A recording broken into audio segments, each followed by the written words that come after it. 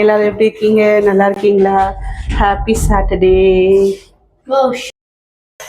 இப்போ துபாயில் டைம் 2:45. நாங்கெல்லாம் எங்கே கிளம்பிட்டு இருக்கோம்னு பார்த்தீங்கன்னா, சே ஹாய் சித்தி. லியாவோட பரதநாட்டிய கிளாஸ்க்கு போயிட்டு இருக்கோம். அவளுக்கு 3 to 4 பரதநாட்டிய கிளாஸ் இருக்கு. ஸோ அதுக்கு தான் போயிட்டு இருக்கோம். எப்படி வெயில் கண்ணு கூசுது. வாடா.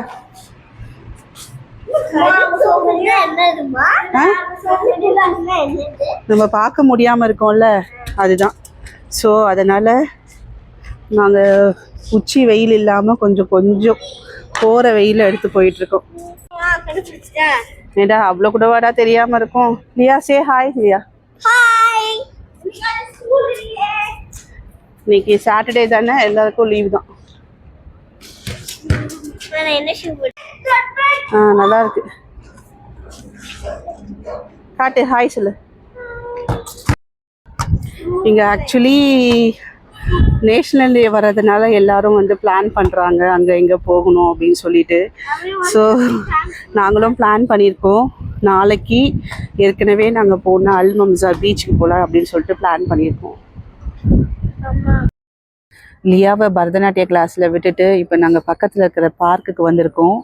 ஸோ அவருக்கு 1 hour கிளாஸு. அது வரைக்கும் என்ன பண்ணுறதுன்னு பிளான் பண்ணிகிட்டு இருக்கும் போது தான் ரித்திக்கோட ஃபுட்பாலை எடுத்துகிட்டு வந்து நானும் ரித்திக்கும் கிரவுண்டில் விளையாடிட்டுருக்கோம். இதை பார்த்தீங்களா? ஸோ அவளை 1 hour கழித்து பிக்கப் பண்ணிவிட்டு ஒரு முக்கியமான இடத்துக்கு போகலான் இருக்கோம். அதுவும் இந்த இடம்னு சொல்லிட்டு இந்த வீடியோவில் சொல்கிறேன். ஓகே, வெயிட் பண்ணுங்க. முடிஞ்ச அளவுக்கு நானும் விளையாடிட்டு கால் வலிக்க வந்து உட்காந்துட்டுருக்கோம், நானும் ரித்திக்கும். ஆக்சுவலாக ஒரு முக்கியமான விஷயம் சொல்லணும். என்னன்னு பார்த்தீங்கன்னா, இங்கே துபாயில் ரொம்ப ஸ்பெஷலான நேஷ்னல் டே December 1 and 2 வந்து செலிப்ரேட் பண்ண போகிறாங்க. அதுக்காக எல்லாருமே கண்டினியூஸ் லீவாக சாட்டர்டே சண்டே மண்டே டியூஸ்டே வர்றதுனால எல்லாருமே ரொம்ப பிளான் பண்ணி ஒரு லாங் ஜேர்னி மாதிரி போயிட்டு வர்றாங்க. ஸோ நாங்களும் பிளான் பண்ணியிருக்கோம் நாளைக்கு பீச்சுக்கு போகலான்னு. பீச்சுக்கு போயிட்டு அங்கே இருக்கிற ஸ்பெஷாலிட்டி என்னென்னன்றதெல்லாம் வந்து உங்களுக்கு வீடியோவில் சொல்கிறேன்.